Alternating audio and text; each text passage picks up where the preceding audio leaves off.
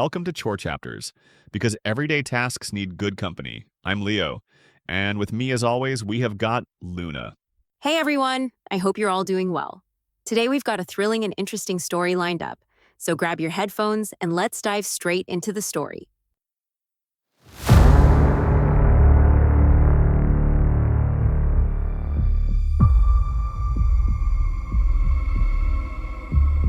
Spring of 1946 in Texarkana. Just picture it. This palpable fear gripping the Twin Cities. As the sun went down, doors slammed shut, bolted tight. Local stores, they couldn't keep ammunition in stock. Yeah, it sounds intense. And this wasn't some far-off war zone. This was right there. The terrifying reality created by this invisible menace, the Phantom Killer. And, well, his crimes remain a chilling enigma even today. That image really does set the stage. It shows how profoundly these events just disrupted everything. It wasn't just individual tragedies, was it?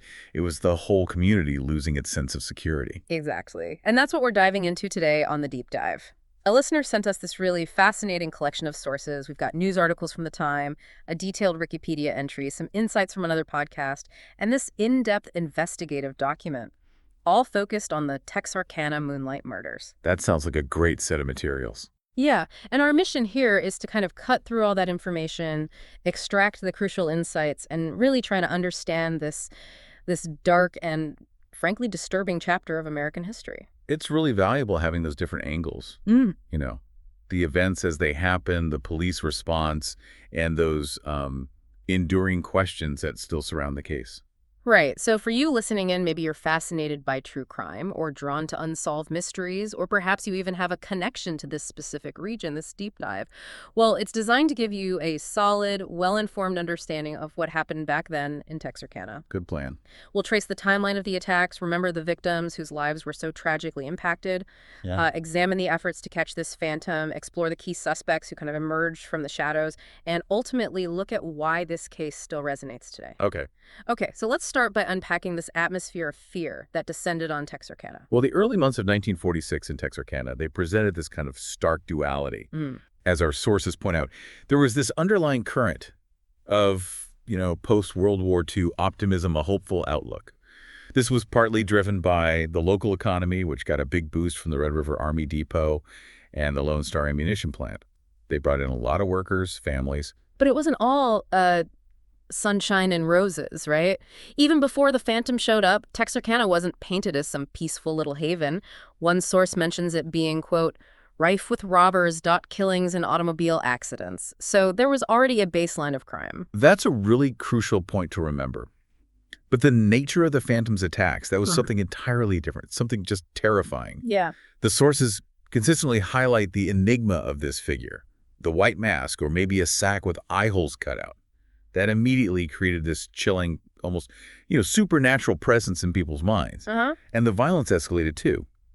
Initially, it targeted young couples in those secluded lovers' lanes. Lovers' lanes, yeah, we hear that term a lot. Can you maybe explain what those were, just for anyone who might not be familiar? Sure, absolutely. They were basically just secluded roads, less traveled spots in the outskirts of town.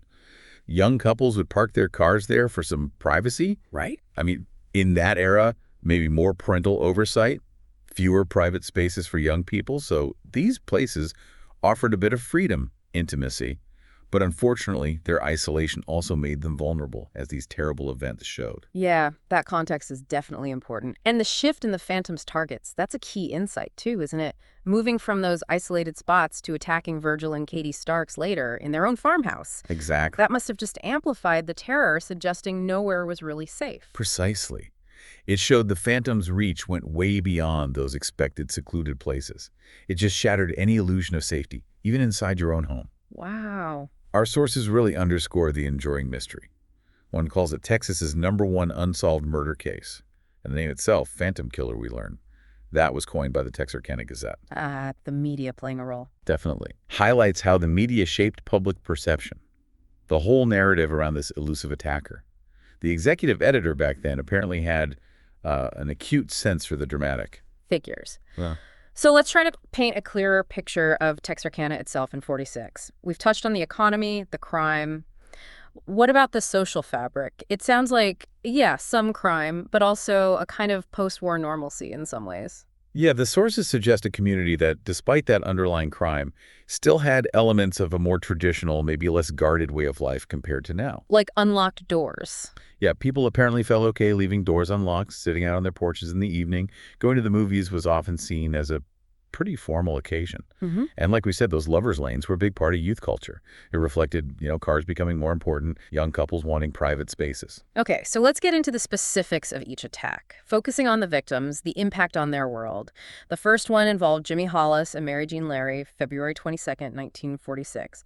What are the key things about this first incident? Well, the fact they survived is huge.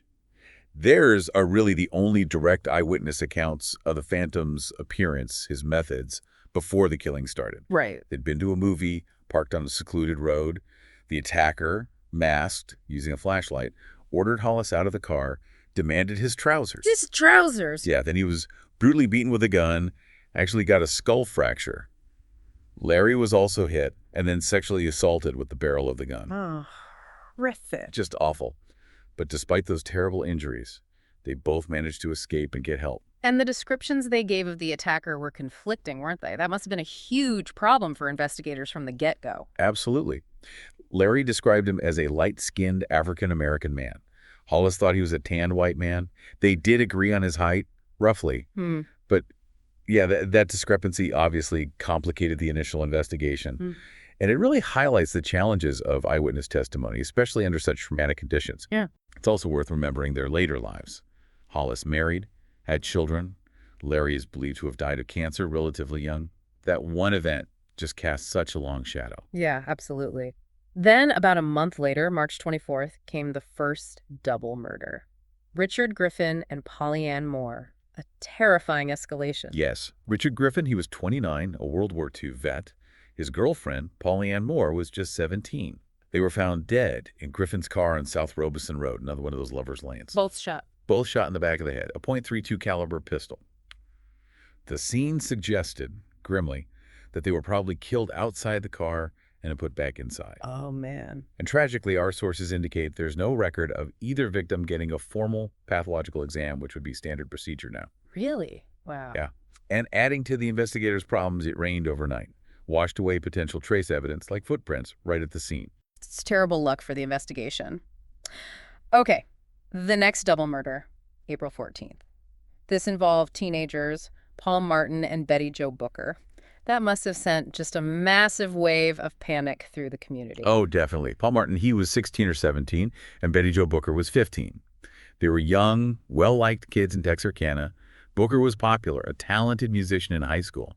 Martin had picked her up after her band played at the VFW Club. Their bodies were found separately, near North Park Road and Spring Lake Park. How were they killed? Martin was shot 4 times, Booker twice. And tragically, it seemed to be the same .32 caliber pistol again. The same gun. Yeah. And Booker's saxophone, it was missing initially, found 6 months later near her body. This attack, targeting these seemingly innocent teenagers, it just dramatically amplified the public alarm. And it was around then that the name The Phantom Killer really stuck in the local press. Right. It's a key insight, that shift to younger victims. Yeah. Suggests maybe a change or escalation in the killer's motives or targets. Chilling. And then the final attack in the sequence, May 3rd, on Virgil and Katie Storks at their farmhouse. This one stands out. Different location, different weapon, right? Yes, exactly. This attack was a significant departure. Virgil Starks, 37, and his wife, Katie, 36, were attacked in their isolated farmhouse about 10 miles northeast of Texarkana. So not a lover's lane. Not at all. Oh. Virgil was shot twice in the head, fatally, through a closed window. Katie was also shot twice in the face while trying to call the police. Yeah. Incredibly, she survived. She survived after being shot in the face twice. Miraculously, yes. But the weapon used here was a .22 caliber firearm, different from the .32 believed to be used before. Okay, so that raises questions. Huge questions. Katie's survival gave crucial eyewitness testimony, but the change in weapon, the rural location far from any lover's lane, it made investigators wonder if this attack was even connected to the others. Was the Phantom's pattern changing? Or was this maybe a separate, unrelated act of violence altogether? Big unknown. It's just terrifying how these attacks, seemingly random, just shattered that sense of normalcy in Texarkana. So with this reign of terror gripping the town, What did the police response look like? It sounds like a big effort was launched. Oh, it was a huge multi-agency effort. You had the local police from Texarkana, Arkansas, and Texarkana, Texas, the county sheriffs from Miller County, Arkansas, and Bowie County, Texas, both state police forces, Arkansas and Texas, the Texas Rangers, famously, and even the FBI got involved. Wow, everybody. Pretty much. Figures like Bowie County Sheriff Bill Presley, Texarkana Police Chief Jack Runnels, and the legendary Texas Ranger Captain Manuel T. Lone Wolf Gonzalez became central figures. Gonzalez especially became a very public face for the hunt. Lone Wolf Gonzalez, that's quite a nickname. What was his deal? What was his reputation? Well, he was highly respected, a very well-known Texas Ranger, long distinguished career, had a reputation for being tenacious, independent, and apparently had particular expertise in ballistics. Ah, crucial for this case. It's exactly the science of bullets and firearms. So he brought this certain authority, public reassurance maybe, but some accounts also suggest he was a bit flamboyant, like the limelight, maybe took more credit sometimes that was due for the collective effort. Interesting character. So what were the main strategies they used trying to catch this phantom? Must have been incredibly tough with all that fear and speculation flying around. Yeah, they used a range of tactics common for the time. Significantly increased patrols, especially around Texarkana. Undercover officers posing as couples to try and lure the killer. Risky. Very. And a substantial reward was offered for information leading to an arrest. But the intense public fear, the rapid spread of rumors, those became huge obstacles. Oh, so? Well, Texarkana Gazette actually published an editorial pleading with citizens to stop spreading unverified stuff because it was actively hindering the police, leading to tons of false leads. Gonzalez himself said the same thing in a radio interview, basically begging for credible information, not just speculation. It highlights that key challenge. Public fear can sometimes get in the way of the very investigation meant to stop the fear. Yeah, you can see how that would happen. A town terrified generates a lot of noise, makes the investigator's job even harder. I also remember reading something about an early attempt at, psychological profiling. Yes, a Dr. Anthony LaPaula, a psychologist, offered a profile. His theory suggested the phantom was likely intelligent, driven by sexual urges, sadistic tendencies, and would probably keep attacking. But importantly, his profile also contained some pretty problematic racial biases. He suggested the killer was unlikely to be a black man. Which contradicted one of the surviving victims. Exactly. Contradicted Mary Jean Lowry's initial description. It's kind of a stark reminder of how societal prejudices could, unfortunately, influence investigative thinking back then. Yeah, and forensics in the 40s. Obviously way less advanced than today. How did those limitations impact things? Oh, hugely. I mean, no DNA analysis, obviously. Crime scene processing was pretty rudimentary compared to now. So what evidence did they have? Key pieces were the .32 caliber pistol, thought to be used in the first 3 attacks, the .22 rifle from the Starks murder, a single .32 shell casing found at the Griffin Moore scene, a flashlight found at the Starks place, and Betty Jo Booker's saxophone found months later. Okay. But major limitations included, apparently, no formal pathologist report for Griffin and Moore, which is unthinkable today. The rain washing away evidence at their scene was a big blow. Even things like polygraphs, which they used, were of questionable reliability back then. Right. Some accounts even suggest basic crime scene integrity protocols might not have been consistently followed. It's a key takeaway. The tech limits of the 40s really hampered the investigation then, and they hamper our ability to solve it even now. So despite all these efforts, who actually emerged as the main suspects? The outline highlights Ewell Lee Swinney and Henry Booker Duty Tennyson. Let's start with Swinney. He seems to be the leading candidate usually. Yeah, Ewell Lee Swinney, yeah. He was a career criminal, long record, various offenses. The main thing connecting him to the Phantom murders came via his wife, Peggy Swinney. What did she say? Initially, she gave investigators detailed testimony implicating him in the murders of Paul Martin and Betty Jo Booker. But her story later changed significantly. She ultimately recanted those initial statements. So her testimony couldn't be used. Exactly. Inadmissible in court. There's even a letter she wrote suggesting she might have been pressured or coerced by investigators to point the finger at her husband. Wow. That raises big questions about her testimony then. Huge questions about reliability under that kind of intense scrutiny. So that sounds like a massive blow to the case against him. Was there anything else significant linking Swinney? I remember reading something about stolen cars. Yeah, investigator Max Tockett had this theory that the Phantom used stolen cars for the attacks. to get away. Mm. Peggy Swinney was even arrested trying to retrieve a stolen car at one point. Mm. But the timeline of the stolen cars didn't perfectly match up with all the attack dates. And in one case, a car stolen on a murder night was apparently still in Swinney's possession months later. So, inconsistencies. Right. And while Swinney allegedly made some peculiar, maybe incriminating statements when arrested, he always had an alibi for the Booker and Martin murders. Said he was asleep in a car with his wife in San Antonio that night. So, bottom line on Swinney. Ultimately, despite being the prime suspect for many investigators, he was never formally charged with the Moonlight murders. Never charged? Nope. He was convicted as a habitual offender for car theft, got a long sentence, released in '73, died in '94. But it's worth noting, many lead investigators and author James Presley, who wrote a major book on this, they firmly believe Swinney was guilty. Even without a murder conviction? Yeah. Some even suggested the habitual offender conviction was a kind of backdoor justice. Keep him locked up even if they couldn't prove the murders. I see. And what about the other name? Henry Booker Duty Tennyson. His story seems quite different.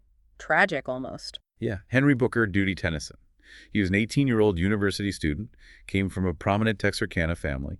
In 1948, about 2 years after the murders, he died by suicide. Oh, no. And he left behind this cryptic note confessing to the murders of Betty Jo Booker, Paul Martin, and Virgil Starks, plus the attempt on Katie Starks. He'd actually been in the band with Betty Jo Booker in high school. A confession note. But was there any evidence? That's the thing. Despite the confession, there was absolutely zero other evidence, physical or otherwise, linking him to the crimes. Plus, he apparently had a solid alibi for the night of the Starks attack. So the confession isn't really considered credible? No, generally it's been dismissed, discounted by investigators and researchers since then. It's a strange, perplexing part of the case, but without any support, it just doesn't hold water. It's just both fascinating and incredibly frustrating. After all this time, all that investigation, the question of who the Phantom Killer really was is still unanswered. What are the main theories about why the crimes just stopped? Suddenly, in spring '46. Well, several theories get kicked around. The lack of definitive physical evidence, the unreliable testimony we talked about, those big forensic limitations, they all contribute to the mystery. Right. Some think the killer was just incredibly cunning, lucky, evaded capture. There's also this persistent theory he was a transient, just left the area after the last attack. Plausible. And the fact that murder stopped right after UL Lee Swinney was jailed for car theft? That's obviously compelling for those who think he did it. His removal from the community, even for another crime, might have ended the spree. But ultimately, without proof, it's all just speculation. The sudden end to that terror must have had such a profound, lasting impact on Texarkana. I mean, you can imagine the relief when the attack stopped, but also the unease, knowing the person responsible was never caught. Absolutely. In the immediate aftermath, the community was just paralyzed by fear. Texarkana got that grim nickname, the town that dreaded sundown. People took extreme security measures. A de facto curfew fell over the cities. But the long-term legacy is more complex. The Moonlight murders became Texarkana's most infamous story, right? A dark chapter that still captures attention. But there's also been a degree of denial in the community over the years, a tendency for some to want to believe the killer was an outsider, not one of their own. Officially, it's still the oldest unsolved serial murder case in Texas. That enduring uncertainty, it definitely left a deep scar on the town's collective psyche. And this chilling story, it's certainly left its mark on pop culture. The outline mentions books and, of course, those Town That Dreaded Sundown movies. Yeah, the case inspired several books trying to unravel it, like James Presley's big one, The Phantom Killer, and others like Michael Newton's work. But the movie is probably what most people know. Arguably, yeah. Yeah. The 1976 film, The Town That Dreaded Sundown, brought it to a much wider audience. Now, it took significant artistic liberties with the facts, even caused some controversy in Texarkana itself. I bet. But it became a cult classic. For a while, they even screened it annually in Texarkana, which shows the community's kind of complicated relationship with the story. Yeah, strange. Then there was a remake or sequel in 2014, showing the fascination just endures. And like you said, the case is still a popular subject for podcasts, documentaries. The story and the mystery keep reaching new generations. It really shows how a real tragedy can get tangled up with local legend, popular culture, maybe a way communities try to process traumatic events, even if the truth stays elusive. Exactly. So, bringing us up to today, what's the likelihood this case ever gets definitively solved? With all the forensic advances since the 40s, is there any realistic hope of finding out who the phantom was? It's tough. Yeah. While the case is technically still open, in the file somewhere, the reality is it's profoundly cold. Yeah. Just the passage of time. Nearly everyone involved, victims, potential witnesses, they're gone now. And crucially, the physical evidence collected back then. It's described as either non-existent now or likely too degraded for modern DNA testing. Ah, that's the key problem. Yeah. Forensic practices in the 40s just weren't designed to preserve biological material in a way that works for today's analysis. So while DNA has cracked so many old cases, the Texarkana Moonlight murders, they're likely to remain this chilling mystery locked in history. The limits of the time might have let the truth just slip away forever. It's a really sobering thought. So, to wrap up our deep dive here, we've journeyed through that terrifying spring of 1946 in Texarkana. We've explored the tragic stories of the victims, examined the intense but ultimately failed investigation, delved into the complexities around the main suspect, Yul Swinney, and considered the enduring shadow this case casts. Yeah, we've seen how a community's peace can just be shattered by an unseen threat, how the limits of an era can inadvertently let a killer evade justice, and how real horror transforms into this lasting, unsettling local legend. And that leaves us with a final, maybe unsettling thought for you, our listener. Was the Phantom Killer someone the community knew, someone living amongst them, maybe someone they saw every day? Could the investigative limits of the 1940s basically provide the perfect cover for a killer to just vanish back into everyday life? And what does the still unsolved case tell us about the nature of fear and the deep long-term psychological impact of unresolved trauma on a place and its people? Those are the crucial questions still hanging there, aren't they? Long after we look at the timelines and the suspects, the Texarkana Moonlight murders remain this powerful, unsettling case study. The complexities of crime, the challenges in investigation, and just the lasting power of the unknown. Well, thank you for joining us on this deep dive into the Texarkana Moonlight murders. We really hope this exploration has given you a clear, insightful understanding of this chilling historical event. And if you want to know more, we definitely encourage you to explore the sources we talked about further. Thanks so much for listening, everyone. If you enjoyed today's episode, please like, share, and subscribe. It really helps us out. Until next time, take care and keep your chores company.